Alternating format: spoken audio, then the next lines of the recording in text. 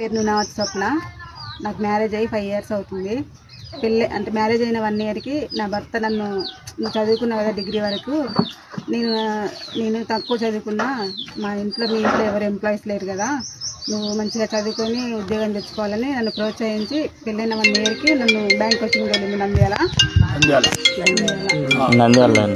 తర్వాత నేను జాయిన్ అయిన 1 year దాకా నేను ఫిలిమ్స్ ఏది క్వాలిఫై అవ్వలేదు.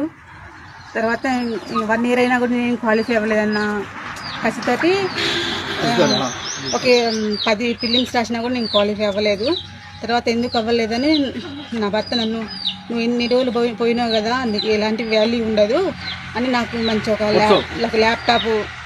ల్యాప్టాప్ కొనిచ్చి నువ్వు మంచిగా ప్రిపేర్ అవ్వాలని చెప్పి నాకు చాలా మోటివేషన్ ఇచ్చారు. ఇంకా మా బాబాయ్ కూడా తను ఒక ఎంప్లాయీ, బ్యాంక్ ఆఫ్ ఇండియాలో PO చేస్తాడు. తను కూడా నాకు చాలా మోటివేషన్ ఇచ్చాడు. తర్వాత ఇంకా నేను నెక్స్ట్ ఇయర్ 2 years తర్వాత 5 ఫిలిమ్స్ క్వాలిఫై అయ్యాను. మెయిన్స్లో మళ్ళీ పోయింది. మళ్ళీ నెక్స్ట్ ఇయర్ కూడా అలాగే 5-6 ఫిలిమ్స్ రాశాను. ఫిలిమ్స్ క్వాలిఫై అయ్యా, మెయిన్స్ పోయింది. నా 3rd అటెంప్ట్స్లో నాకు SBI స్టేట్ బ్యాంక్ ఆఫ్ ఇండియాలో అసిస్టెంట్ మేనేజర్గా జాబ్ వచ్చింది.